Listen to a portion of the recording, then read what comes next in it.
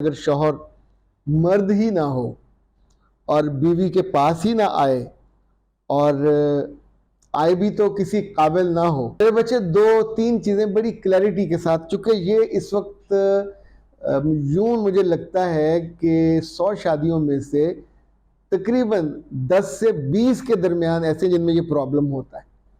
Honeymoon भी इसलिए मनाने जाते हैं। अच्छा, अगर दोनों ने हनीमून बहन भाई के तौर पे मनाना है, अलग अलग सो रहे हैं, हनीमून कौन सा है? या तो आपने खानदान की वजह से अपनी पूरी जिंदगी बर्बाद करनी हो। ओके,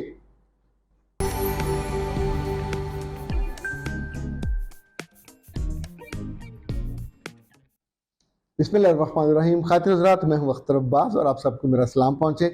आज जिस बात पे मैं सोचा था कि बात आपसे करूं, वो तो बुनियादी तौर पे सेहत से मुतालिक है, मगर जैसे सवालों का प्रेशर होता है और बच्चियां बाज तो सवाल इतना वो दर्दीले लहजे में करती हैं और परेशानी में कि उस वक्त फिर आपको अपनी प्रायोरिटी बदलनी पड़ती है। याद रखिएगा, ज़िंदगी में हम पत्थर के तौर पे पैदा नहीं हुए। हमें लोगों के इश्यूज़ के लिहाज से, उनकी परेशानियों के लिहाज से अपनी पसंद और अपनी चॉइसेस को, इवन अपनी तरजीहात को थोड़ा थोड़ा अगर कभी रीएडजस्ट करना पड़े या एडजस्ट करना पड़े तो आसानी से कर लेना चाहिए। अच्छा जी, ये ए बी इनका नाम है। वो कहती हैं कि सर, मेरा सवाल ये है कि अगर शौहर मर्द ही ना हो और बीवी के पास ही ना आए और आए भी तो किसी काबिल ना हो, और ये बात बीवी अपनी फैमिली को भी बता चुकी हो, लेकिन अभी उसने लड़के वालों को ना बताया हो, तो वो क्या करे? मेरे बच्चे दो तीन चीज़ें बड़ी क्लैरिटी के साथ, चूंकि ये इस वक्त यूं मुझे लगता है कि 100 शादियों में से तकरीबन 10 से 20 के दरमियान ऐसे जिनमें ये प्रॉब्लम होता है। जितने बच्चे जो बड़े हुए हैं पिछले 10-20 सालों में, यानी नेट के सालों में, इन्होंने अपने साथ बहुत खिलवाड़ किया। ना इनको अल्लाह याद आया, ना इनको रसूल याद आया, ना इनको अखलाक याद आया। अपने साथ उन्होंने खिलवाड़ किया, अपनी सेहत को और इवन अपने एतमाद को, वालिदैन के एतबार को, अपने आप को किसी काबिल नहीं छोड़ा। और भरी जवानी में आप सोचें कि खुद उन्होंने भी अंदाज़ा उन्हें हो गया कि वो मर्द नहीं रहे, स्पर्म्स ख़त्म हो गए, जो डिज़ायर है वो ख़त्म हो गई, और जो जो इंसान गलत कारी करता था उसका रिजल्ट तो निकला। अब आपको जब भी अंदाज़ा हो, और ये शादी के शुरू के दिनों में हो जाता है, नॉर्मल इंसान बिल्कुल और तरह बिहेव करता है। उनकी खुशी, उनकी मोहब्बत, उनका हदफ एक दूसरे से दूरी नहीं होता, कुर्बत में होता है। हनीमून भी इसलिए मनाने जाते हैं। अच्छा, अगर दोनों ने हनीमून बहन भाई के तौर पे मनाना है, अलग अलग सो रहे हैं, हनीमून कौन सा है? अपने घर में भी अगर आप का मुंह उधर है, उसका मुंह उधर है, तो शादी का क्या मतलब? तो जो बच्चियां इस मामले में नादानी करती हैं, बेवकूफ़ी करती हैं, अब आप कान खोल के सुन लीजिए कि आपकी ज़िंदगी कीमती है और आपकी ज़िंदगी में एक एक दिन कीमती है। जब आपको इल्म हो कि लड़का इस काबिल नहीं है कि मियाँ के तौर पे परफॉर्म कर सके या बाप बन सके, तो मेरे बच्चे वो सोने का भी हो तो फिर आप उस दिन तय करोगे कि मैं तो सारी उम्र अब बांझ बन के गुजारूंगी, मेरी औलाद नहीं होगी, सारी उम्र इसकी माँ और इसकी बहनों की गालियां भी खाऊंगी। वो सारा इल्ज़ाम आप पे लगाएगी। आमतौर पे लड़के के माँ बाप जानते होते हैं कि उनके बेटे में कमज़ोरी है। चूँकि बच्चे अपने कमरों में, अपने बाथरूमों में जब ज़्यादा वक्त लगाते हैं, तन्हाई में रहते हैं, माँ बाप से इंटरेक्ट कम करते हैं, मोबाइल और लैपटॉप, उनके कपड़े गंदे होते हों, उनके बिस्तर की चादरें गंदी हो, तो माँ को पता होता कि ये बच्चा किस लत में मुब्तला है। इस लत में मुब्तला की मुरम्मत माँ नहीं करती, इलाज भी नहीं कराती, चुप रहती है। तो नतीजा इतन जब आप किसी से उसको ब्याहते हो, उस बेचारी की ज़िंदगी बर्बाद हो जाती है।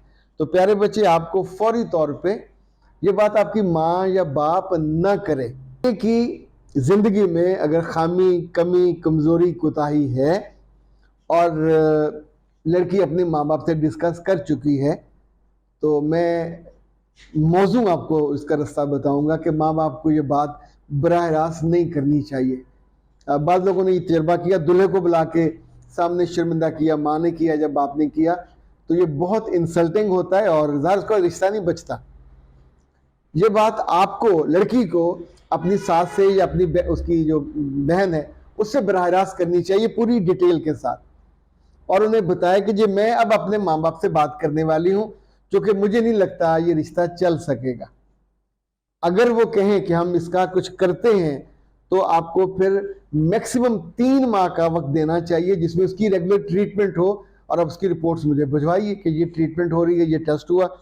मैं उसको बता दूंगा आपको कि उसको एजोस्पर्मिया है तो 0%, फिर कुछ नहीं हो सकता। अगर उसके स्पर्म्स की तादाद 40,000 से ज़्यादा है, 90 होनी चाहिए, ये मिलियंस में होती है जस्सू में, तो फिर तो वो बाप बन सकता है। अगर 40 से नीचे हुआ, 10, 12, 5, तो फिर नहीं बन सकता, उसका इलाज भी नहीं हो पाता। लोग 100 आपको दिलाएं कि जी हम ये कुछ था और ये नुस्खा नहीं हो पाता, और फिर 2 ही सूरतें होती हैं, या तो आपने ख़ानदान की वजह से अपनी पूरी ज़िंदगी बर्बाद करनी हो, ओके, बाई चॉइस बर्बाद करें, उनसे एग्रीमेंट हो, वो आपको तहफ़्फ़ुज़ दें। ये ना हो कि 20 साल गुजारने के बाद वो आपको ठुड्डा मार के निकाल दें कि ना हमारा बच्चा, उसको तुम बच्चा दे सकी, ना घर को सुकून दे सकी, तो फिर आपके पल्ले कख नहीं रहेगा। तो इसलिए अगर शौहर नामर्द हो और मर्द के तौर पे परफॉर्म ना कर सकता हो, तो मेरे बच्चे इसमें जितनी ज़्यादा आप डिले करोगे उतना नुकसान आपका होता जाता है। अच्छा जी, इस दफ़ा रुबाब ने कहा कि सर मेरी शादी में कोई 3 माह रहते हैं। ओके, अल्लाह आपके लिए ये दिन अच्छे लाए, मोहब्बत से लाए, खूबसूरती से लाए।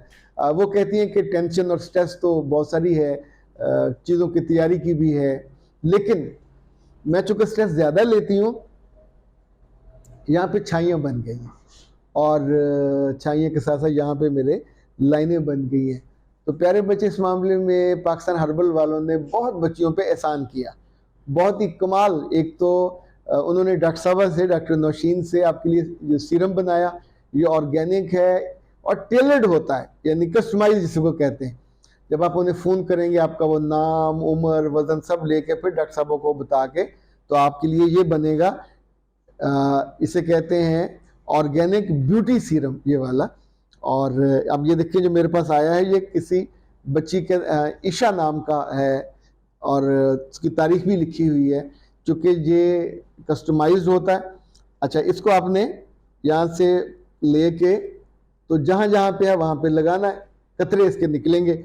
वो लगाने के बाद आपने इनसे जेड रोलर मंगवाना है, ये पत्थर का होता है, इसके साथ एक जैसे हमारे बग्गू गोशा होता है, तो एक वो पतन से दिल सा बना होता है गोशा, गौशा।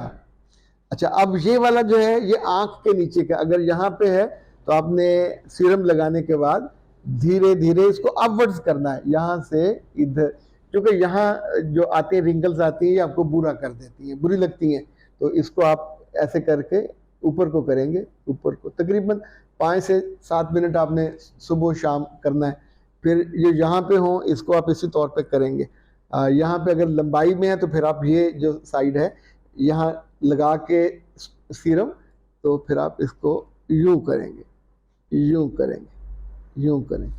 अगर गर्दन पे होगा तो इसको अपवर्ड्स करेंगे। अगर आपने जॉ लाइन के साथ फील करते हैं तो फिर यूं करेंगे, यहाँ से स्टार्ट करेंगे, यूं करेंगे। यानी छोटी जगह हो तो ये हिस्सा लगाएंगे, बड़ी जगह हो तो ये हिस्सा। इसे कहते हैं जेड रोलर। तो आप पाकिस्तान हर्बल वालों को फ़ोन करें, व्हाट्सएप उनको कर सकते हैं 0300 041 9942।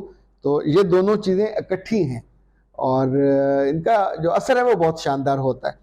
जब भी आप अपने दिल का, अपने जिस्म का, अपनी रूह का, अपने ईमान का, अपनी खूबसूरती का ख्याल करोगे, क्या ख्याल है, फल तो लगेंगे, वहाँ आसानी भी आएगी, आसाइश भी आएगी, तारीफ़ भी आएगी।